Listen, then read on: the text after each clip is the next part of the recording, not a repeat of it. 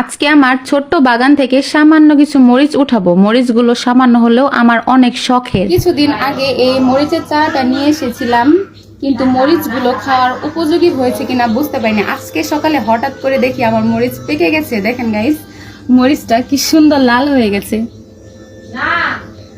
আজকে উঠিয়ে ফেলবো মরিচগুলো। চলেন উঠাই। কেচি লাগবো না, হাত দিয়ে কেমনি উঠাবো। শহরের বাসাগুলোতে বাড়ির সামনে তেমন জায়গা থাকে না, আর সাধারণত যাদের গাছ লাগানোর শখ রয়েছে তারা টবে গাছ লাগায় বা ছাদ বাগান করে। দেখেন গাইস কি সুন্দর লাল হয়েছে। আমি ভাবছিলাম এখনো পর্যন্ত খাওয়ার মতো হয় নাই, আজকে সকালে হঠাৎ দেখি লাল হয়ে গেছে। বিসমিল্লাহ।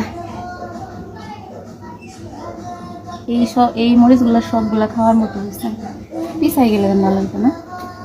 আমাদের বাসার সামনেও সামান্য একটু জায়গা রয়েছে, আর আমি সেখানে কিছু গাছ লাগানো শুরু করেছি। আলহামদুলিল্লাহ, যে কয়েকটা গাছ লাগিয়েছি একটা গাছও মরে যায়নি। প্রথমবারের মতো লাগিয়েছি, কিন্তু তারপরেও অনেক ভালোভাবে লাগিয়েছি, তাই অনেক ভালো ফলন হয়েছে। এই মরিচের চারাটা বেশ কিছুদিন হলো লাগিয়েছি, তারপরও অনেকগুলো মরিচ ধরেছে।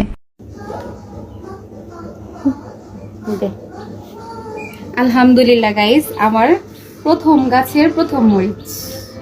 আরো কিছু আছে, এগুলা কয়েকদিন পর উঠাইতে হবে, কারণ এগুলো নতুন হয়েছে।